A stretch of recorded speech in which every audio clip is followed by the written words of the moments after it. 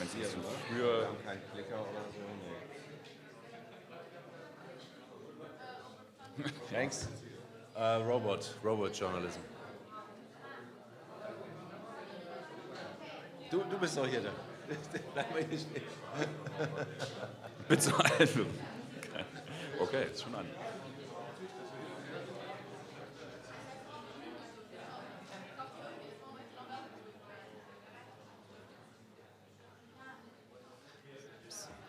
So, good morning, everyone. I'm Stephan Weichert. This is Frederik Fischer. We'd like to welcome you to our little workshop session about automation in journalism. I first got a question for you. Who of you is sure that he hasn't used an automated tool or software for journalistic purpose so far? Okay, that's good. Because in the year 2013, we had a totally different opinion about automation in journalism. Nowadays, it gets more and more common, and that's what we want to do today. We want to compare a study I did in the year 2013-14. You have to know that surveys, empirical studies are very rare in this field, and that's why we jump into the year 2013, where automation in journalism was seen more than an invasion of robots and terminators who are invading the newsrooms and steal our jobs. And what we try to figure out whether this is true, not in the sense of stealing workplaces for journalists, but to get a feeling for how this silent revolution, and it's more a slow and secret one, is going to happen in the newsroom. We call it automation trends. And what do we mean by this? Automation in journalism, we define for the study as such. It's mostly about partially or fully automated processes that are overtaken by software and tools, let's say technical systems. That's our approach we did for this study, and the main objective was to study journalistic action, processes in newsrooms and how they are influenced by automation trends. The study itself took place from August to September 2013, so it's nearly more than 2.5 years ago, which is in digital journalism, as you know, like a lifetime. So it's like hundreds of years if you're going to produce empirical data. So who did we observe? We had an observation in 4 different newsrooms. As you can see, some of them might know them. They are all from different mother media types. One is radio, public service radio. One was a daily regional newspaper, the Rheinzeitung, which is supposed to be very innovative in a sense of digital. Spiegel Online, of course, is one of the main websites in Germany. And one more public service broadcaster with Tagesschau.de, you might have heard of, is a very famous brand for news in German television. So this is the logical principle of choosing these 4 newsrooms from 4 different mother types. Who did we observe? Here you can see some persons. Some of them wanted to be anonymous. What you can see here is that we chose specifically different types of editors. We had managing and planning editors. We had regular online editors. We observed social media editors in special, and multimedia respective data journalists.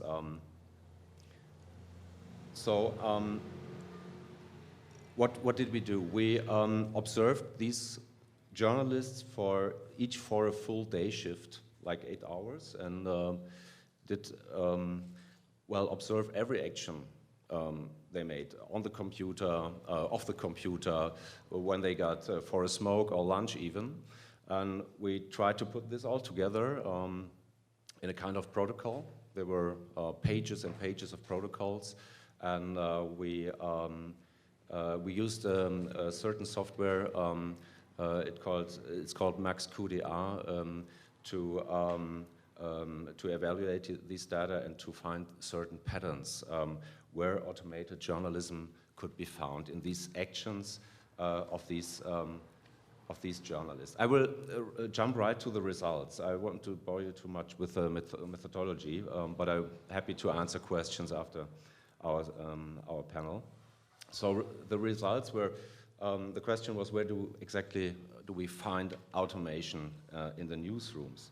So all of the 10 observed journalists have implemented technology-based tools nearly everywhere into their daily work, which is, from the perspective of 2016, not very surprising, I have to admit, but 2013, it was a little different task. And we found several levels of automation in these 6 categories you can see here that differ mainly in the use of hardware tools and software applications.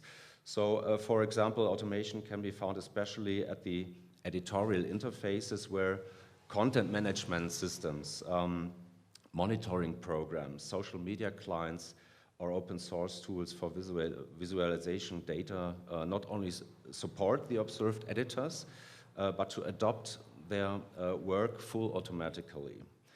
So I want to share now with you a closer look on this part, aka the perception of user feedback and feedback processing, because there is automation in this area significantly higher than all in the other areas. So I'm sorry, but this table, this chart is still in German. I could afford the time to translate, but I think you can read it nevertheless. High affinity to automation is found especially with the social media editors, which might not be very surprising for you here. May I ask one question? Did they reflect upon the automation that the tools that they use? Did they reflect upon that it's actually automatizing processes, or was that already natural for them? I'm gonna come to that later. Yeah, because we had them also fulfill a questionnaire about the reflection, what they're doing and what they're using. And that's what we can maybe discuss a little later. The group of the social media editors has quite a high level affinity to automation, whilst the other 3 types have basically mid-level degrees of automation. So what we find out, and you can see some examples, you might discover some tools that don't even exist anymore. But these were the tools the social media editors were mainly using. As you can see, we have here crawlers, dashboards, real-time client search engines, and software for data mining that fulfill a really broad range of tasks, partially or fully automated, such as a collection, aggregation, or even the visualization of semantic processing of extensive data sets, mostly deriving from users' feedback. So when we observed these journalists, what did they do exactly with these automated tools? For example, they were sending tweets automatically. So they had these crawlers and clients who tweeted automatic tweets to the users. Or they had fully automated release and analysis of postings on Facebook, or even the click-driven control panels of user statistics. So these were all tools the social media editors were using in their daily work. I couldn't find a percentage for this, but it was like clearly full-time. So they were, especially in the multitasking processes, they were all using these applications and tools. And was it already part of the training? So when they started the job, did they learn from that from like older colleagues, or how did they learn? No, I think this is all learning by doing, and that's also an interesting question, how we have to implement it into the journalistic training of universities or even at the journalism schools. Most of them use these tools while practicing and finding out how they use TweetDake or Hootsuite or DataWrapper.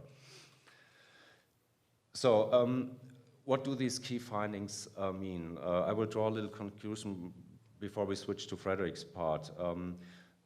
The journalistic reality we observed in 2013 is still far away from a robot scenario or a robot invasion, but I have to say this. The entire spectrum of actions in journalistic work we observed is highly dependent on technology, and this is not going away. We are sure about that by now. Even a lot of manual activities are often supported by technology, and this is an interesting finding because I think the permanent use of autonomous tools and software modules are largely used in a multitasking mode, and this is something we would say is quasi-permanent.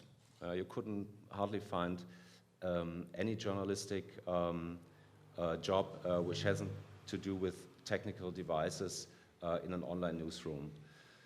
So that's why we draw a second conclusion. These technical systems have taken over quite a few editorial tasks automatically, and there is a full use and also the sense for that, full use of technologies and tools that bear at last a high level degree of automation, especially in the production of journalistic content and also in the perception of users' feedback.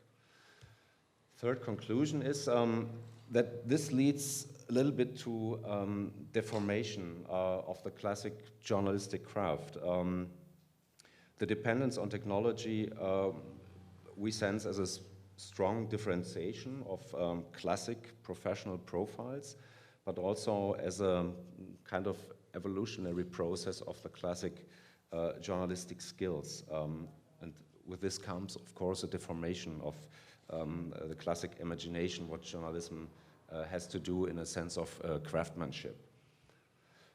Fourth conclusion, and this is absolutely positive, I think, is that there emerge new digital activity profiles in the newsroom. So we all know what data journalism means, and social media editor, the mobile reporter, and even the audience engager, or the maker. These are all new, or fairly new activity profiles that are a little bit also caused by automation trends, and especially the use of technology. So last conclusion, in total, what did we see? It's an inevitable breakup of the journalistic tradition in a sense of a role understanding as a consequence of these high technology impacts. And I would also say that there's also a little risk of a technological imperative, but we can come to that later.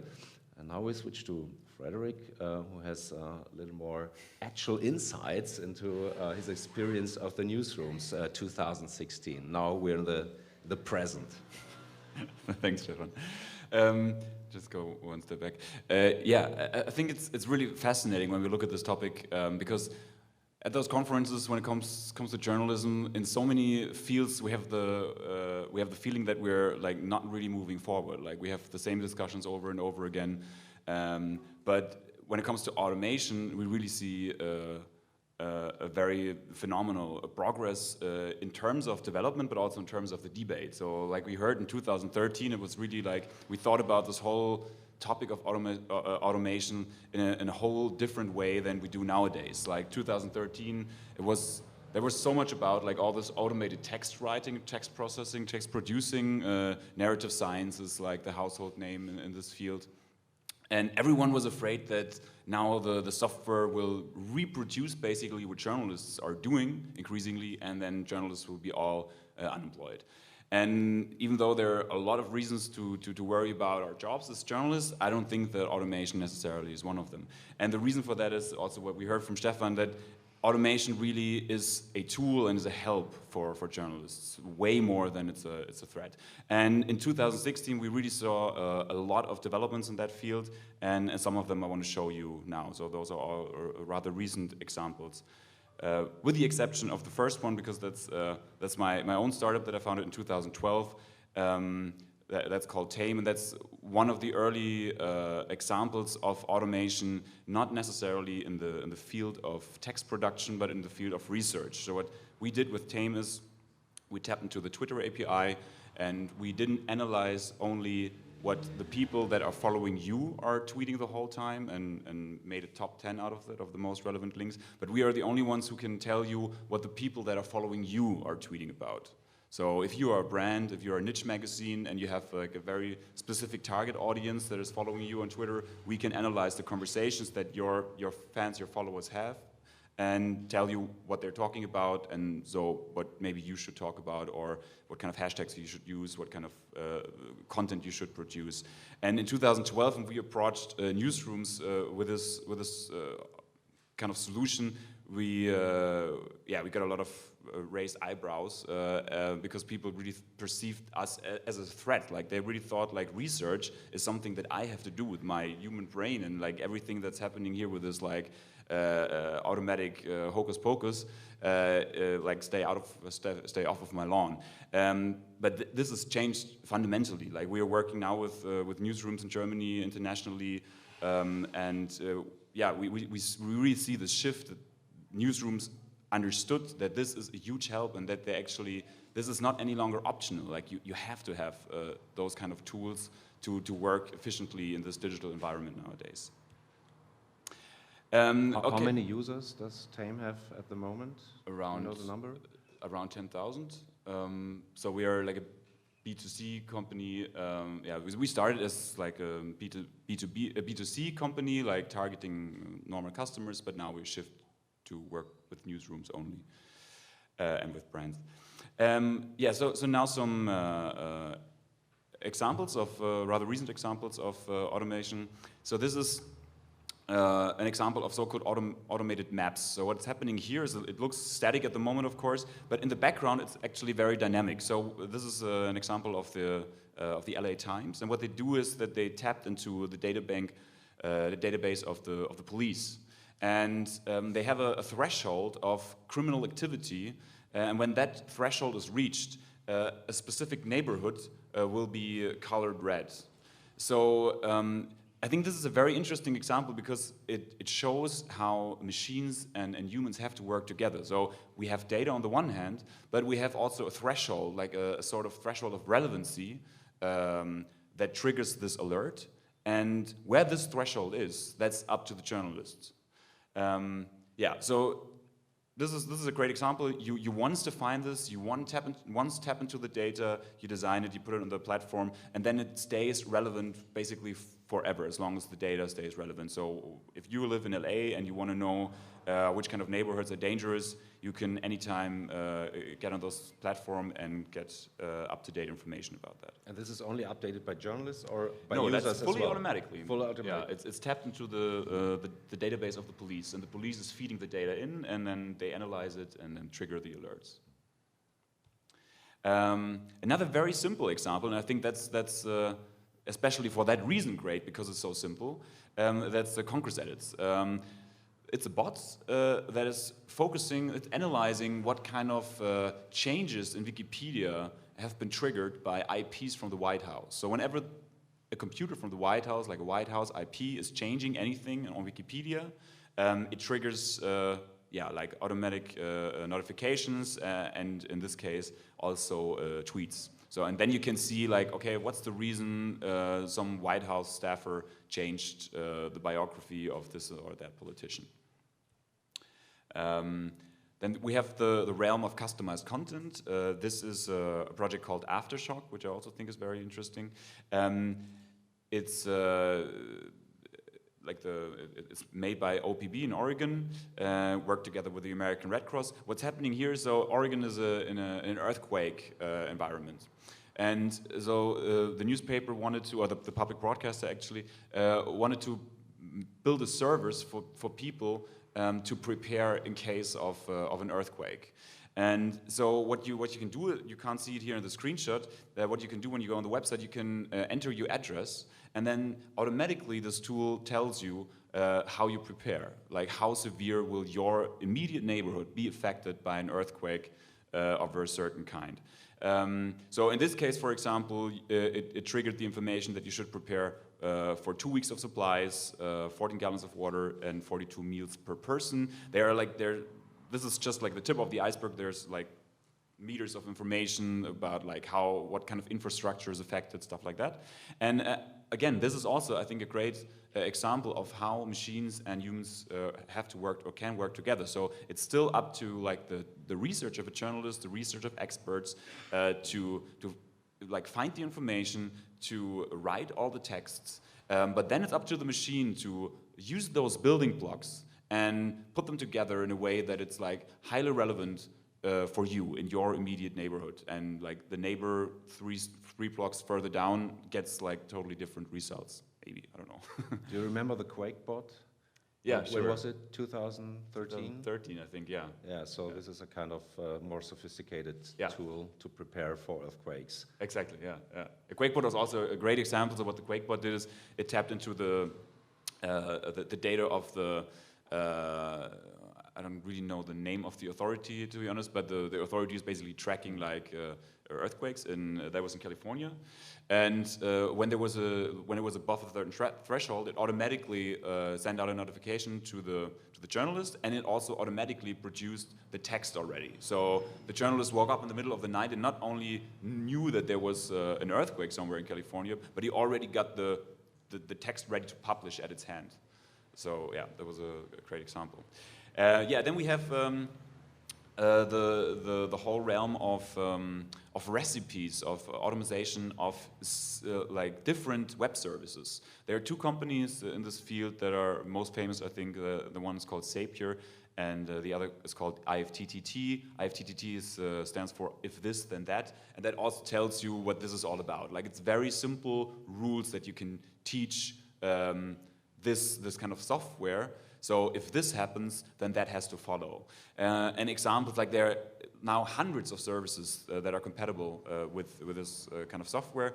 And one example is if you're a blogger, for example, whenever you publish a post, you automatically also shoot out tweets, or you automatically archive it, or you automatically notify like a certain person. So you can combine Blogger with like a project management tool like Basecamp, with Batchpack. So there's a whole universe basically that opens up here, and you don't even have to do it yourself. You can just like go on those websites and tap into so-called recipes that other people patch together. So yeah, I think it's a great starting point if you're interested to customize tools and automate tools that you use on a daily basis, even if you don't like speak or like type or read one line of code.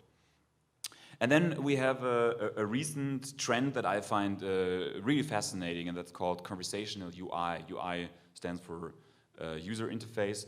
And what we see here is the latest example, or one of the latest examples. It's called Purple, and this is a service that accompanies the election in the US. And what it's doing, it taps into the content of Politico, of the Wall Street Journal, and of several other, Wikipedia as far as I know, several other content producers and databases. And then there are those building blocks again. So there's automatic texts that are pushed if you download this app. That looks like a normal SMS, like a normal text message. And what you see here is that there are some words written in captions. And if you write those words and captions back as a text message, you get additional information. So in this case, for example, you type back Islam, and then you get like additional content for Islam. And I think that's a great mobile use case, because it's basically like this. It's the so-called snackable content, right? Like, it's up to you how much deeper you want to dig into certain topics. And again, the journalist still has to do the research. The journalist still has to write the building blocks. But then the way that it's like presented to the consumer, that's up to the consumer. Like, it's a way more interactive, a way more customized news experience, and I find that very, very fascinating. Also, if you want to like dig deeper into this, I can recommend the Quartz app. So this is basically like a gamification of news. They every day send you news, and you can they ask you questions, and then with this kind of like dialogue, you can decide how deep you want to deep into it. So what comes back here could also be a link, right? As far not like what I saw so far. I mean, it's technically possible. That's not the problem. But they have the goal to like keep you in the app, because that's always like this problem if you have to switch between a browser and the app. So it's more about really conversation. Exactly. Yeah. Like it's a fake conversation, but yeah, sure. That's the interesting thing. Yeah. Like I mean, most users, they understand that they have a conversation with a computer, but somehow we feel comfortable with that. Like a lot of users really enjoy to like just step into the game and pretend like to have a conversation with a machine. But this only works because there are still actual people writing those texts. And if you're interested in that, you can also build it yourself. Like this is Twilio. This is a tool where you can do this kind of like conversational UI product. It's sort of like a WordPress for this sort of products. And this is where I would leave it with the examples, because what we are also interested in, because this is such a new topic, is to learn from you how kind of like what are the tools, what's the level of automation in your newsrooms. Yeah, what I think it's a little bit surprising what has changed in such a short time period of 3 years. You know, the empirical data we observed to nowadays, 3 years on, so much has changed. Yeah. It's like a century has passed by, and we would like to think of automation as a quality enhancer. I don't know if you are with us on this thesis. That's why we want to ask you, what is your automation experience in your newsroom? How do you use it, and what do you think about it? Is it good for journalism? Is it? And if you think that it's a threat, then we're also interested in hearing that, of course. Who wants to start? Maybe Janko Tietz from Spiegel Online. You could say something. We also automate the asking process by just randomly decide. What do you think? Is technology quality enhancer, or what does it do in a newsroom?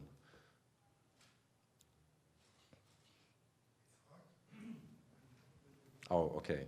The voice, yeah.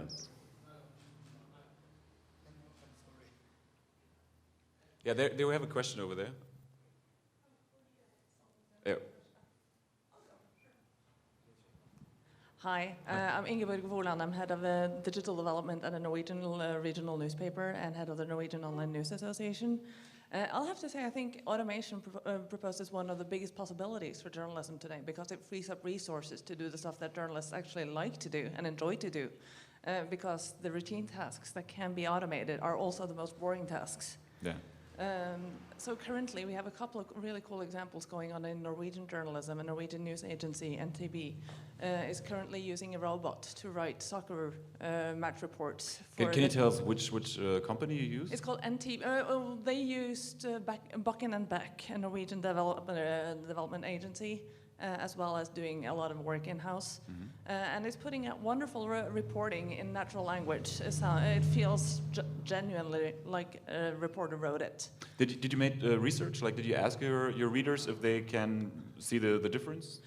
I have not been a part of this project, so I don't know what they have done about it. But for me, as a reader, it looks perfect. So I have not been on the inside of the project. And another example from the Norwegian press is Norway's biggest daily tabloid, VG, recently did an automated article on Norwegian municipalities' debts that automates text answers for the well, it's based on a database, and it produces natural text stating your municipality's debts. It's a thoroughly enjoyable project, so I've tweeted a couple of links on the hashtag if anyone wants to see it. Yeah, please, that would be great. So I'm super psyched about the possibilities in automation. So you got more time now for other things like research and... Well, at least they should, because say you have journalists reporting at a football match. What you really don't have time to do just after the match is put out the first report of who won and who scored what goals. And a robot even has better access to historic materials and can do quick analysis based on, oh, this is the 14th goal he has scored this season, and this is more than any other player in the league, or something like that, automatically. And the journalist can go on and do interviews, which is something that a journalist still does better than a bot, in my opinion. Yeah. We'll see for how long. One last question to you. So we looked at the time frame 2013-2016 and saw this huge shift. How's it in Norway? Do you have the feeling that also during the last 12 months there was a huge shift, or were you like earlier even very, very open to that kind of ideas? Norway has been in the forefront of practically anything in digital news, but I'd say in the last 6 months there's been a huge shift, and I'm really excited to see what's coming out in the next 6 months. I believe we're really at the start of an uptake of an upwards going curve here. Great. Okay, thank you.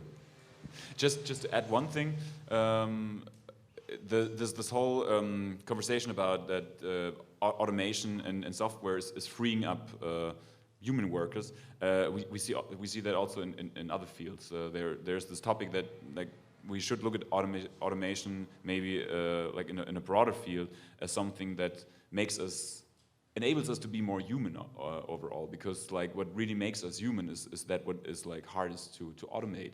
And like you said, I mean, so many things that can be done by a computer, I'm not really sure if it's worth fighting for to keep it and keep people occupied with stuff that is really banal, and instead of freeing them up.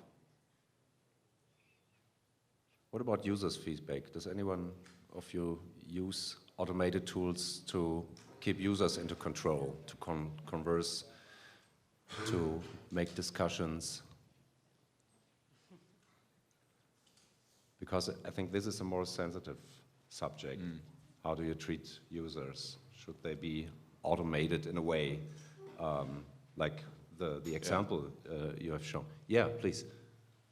Every user of autonomous tool be transparent to the user. So maybe it's an ethical duty to.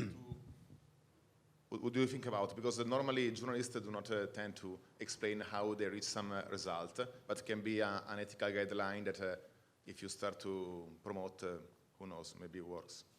What do you think about? Yeah, I think so. Yeah, definitely. I mean, it's an ethical question. You should always tell the people if there's a robot behind it. Of course, absolutely even mandatory. with purple. No, Yeah. yes. Also with QuakeBot, for example, there was a small text underneath the article clearly saying and stating that this text was automatically produced by a software called QuakeBot. So I think transparency is really key, definitely. No, none of you is using automation tools in the newsroom? So I'm not using it for users, but I work at a fact-checking organization called Full Fact, and that's a really interesting case for automation. We, for example, when we actually write fact checks on things, we have a claim and a verdict, and we can then scrape all the articles that are coming out and see if that claim is being made again. And so you have these 20% of claims that are being made all the time, and we know they're wrong, and all of a sudden we can automate it, see who are the main culprits, and we can go to them and say, please stop doing this because it's wrong. But that has meant that our fact checkers are freed up to do more human, more like nuanced analysis that a robot can't do, but they can. That's a great example. Great. Thanks. I think I can see from here one of the guys who made the last report on automation from the Tau Center, Columbia, Andreas Gräfe. Do you want to tell us something about this? Sure. Well, yes, as you said, I wrote a guide. It's called The Guide to Automated Journalism. I will actually be talking about this tomorrow at, I think, 2 o'clock. But basically, the report gives you an overview of the status quo of automation, how it's used in newsrooms right now. So the Associated Press, for example, is, of course, the most prominent example. They have completely automated the reporting of their corporate earnings reports with automation, which has enabled them to increase the output of their news by, I think, more than 10 times. So it's, of course, a big economic benefit. They can now produce news that they weren't able to produce before. I mean, I have so many things to say. But what I want to add is about the ethical question. So I agree. I mean, you should probably make it transparent. But then again, this thing is becoming so. It's becoming so emerging in how journalists work and how they interact with the technology, that what's happening right now is that you have an algorithm drafting a first article that then the journalist uses to refine and add content. And I think it will become harder and harder to really kind of figure out, well, which part have I contributed, and where does it kind of, what's the contribution of the algorithm. For example, right now what you have tools where basically the journalist gets a draft of an article, let's say about a sports match, and then he writes, and he writes about a player, and then he sees like some additional information about the player, so the program makes suggestions about exactly what the person said, like this player scored 14 goals in the season, and then you can add it by a click. And you kind of click together your article. So I just want to say it's becoming very hard to kind of figure out what you did and what the algorithm did. And maybe in 5 or 10 years, it becomes so normal that we won't even be talking about this anymore. That's an interesting point. Yeah. Thanks for sharing this. Might be kind of teaser for tomorrow, 2 o'clock. Thank you. Anyone else? So you're all satisfied with automation. That's good. There's one question. Hi, I work for the Financial Times, and one of the problems that's quite unique to the sort of journalism we do is that we often report on the movement of data points, and they're often very repetitive tasks that reporters have to do covering particular fields, where they're often having to make the same or very similar charts week after week, month after month. And we've built an application that monitors certain data points that we report on routinely and generates the charts for the reporter on the fly. And they can just go to a web page that's internal to us and download the most recent version. It's always up to date, coming from various APIs. We've now moved to exposing that to our readers by creating dashboards that show some of those data points in various economies. We have a US, a UK, a Japanese, and a Chinese version, and we're rolling out other countries for other correspondents at the moment. Cool, thanks. Thank you. Hi, I'm Corinne Podger. I'm from BBC Media Action. So we've talked quite a lot about the opportunities that automation offers, but I think the fact that you didn't have much of a show of hands when people say, oh yeah, I'm using it, is that there's a lot of interest in whether or not it's actually going to cost jobs. So can you address perhaps the question specifically over the next, no one's got a really long-term view in glass, but what are the areas, genres, particular jobs that people need to think about over the next couple of years and start thinking, frankly, about a plan B? I mean, like we just heard, the kind of companies like Narrative Science that automizes, like that basically turns databases into text that a normal reader can't really discern from a human written text. There are definitely fields where I would be extremely scared because there is no need for human anymore, to be totally honest. So very data-rich analysis. Yeah, I think this is really, there's a best to date on those kind of jobs. But everything where we need empathy, where we have to understand like our interview partner, where we have to make connections that are not obvious, I'm definitely don't see any reason to shoot out alerts because it's so extremely complex. I think it's not a matter of is it possible or not. It's just a matter of does it make economical sense? And we don't have to be afraid of that because it is so hard to code this level of complexity that it would be so expensive that if there is any kind of field where we see this, it definitely won't be journalism because journalism just doesn't have the funds anymore to afford this kind of development. And I think we should also take into account that there are emerging new job profiles, right? Yeah. I mean, you recently started Picked, which is a newsletter curator you're talking about that tomorrow? On Saturday, yeah. So also a teaser here. Yeah. So maybe you could tell something more, a little bit more about this. What is there emerging? What new job profiles? Yeah. I know you also did the audience engagement for Crowd Reporter, Yeah. which wasn't really a job profile, a proper one 5 years ago, right? Yeah. Yeah, that is true. I think it's fascinating. It's a huge opportunity for especially young journalists. So I got a more or less traditional journalistic education, but for the last 7 years, I was doing journalism just for like a fun project aside, like traditional journalism. Like the stuff that really paid me was like I was funding a company, I was doing data analysis, and now I'm called chief editor of a curation platform, but I mean, what I'm doing is not really, it's not, of course, not a traditional job of a chief editor. It's like, main thing that I'm doing is curating experts, basically. So there's definitely like, there are a lot of shifts, and there are a lot of opportunities also for young journalists. I think one example in this field, to make it a bit more concrete, is what's going on at Zeit Online at the moment. So also when we look at 2013, 2016, 2013, everyone was like demanding, you have to code, you have to learn to code, you have to code. And I think that's bull. Because everyone who's demanding that, like, or most of the people, they don't have any clue how complex it is to be like a real good coder. And like no one needs like mediocre coders. Like if you really like produce software, you have to be like a really, really excellent coder. And I don't think like a lot of journalists have the time or necessarily the kind of like skills to do that. And that's perfectly fine. Like journalists have other skills. And what we see now is also that you really don't need it, because everything becomes easier and easier to use. Like you can tap into so many things, and you can customize stuff. So you can sort of like whatever you want to do, there is a way to get there. Or most of the stuff that you want to do, there is a way to get there without coding one line of code or writing one line of code. You just have to be aware of the tools that are out there and tap into them.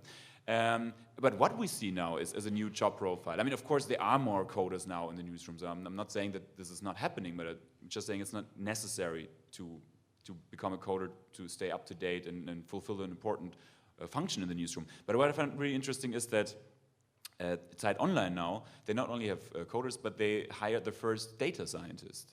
And I think that's a very interesting job profile for journalists, and a very, very important one, because the problem that we see with all the data, of course, is like the more that happens under the hood, the more that is not like really, that we can't really look inside how the data is produced, the less we can really validate the data. And then when it's automatized, like the risk that we shoot out information that is unchecked and that can be wrong is very high. Like whoever worked with Google Analytics and tried to make sense of the data knows that it looks very trivial, but like the moment you dig deeper, you understand that you don't understand anything. Like it is really complex, even though it looks very simple.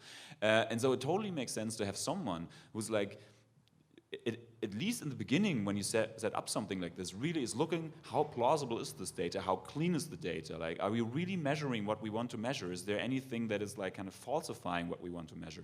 So I think we will don't want to like create the next hype about job profiles in journalism, but I definitely do think that we see more data scientists in newsrooms, and I think that's a more low-level approach in terms of becoming more computer savvy. So like before that, it was just like you either are like a journalist or you are like a hacker, and now I think there's so much in between. Like there are so many people who are just looking to code, who are looking using tools like Zapier and IFTTT, and therefore can turn the web into something that before that only coders could do without necessarily having to code.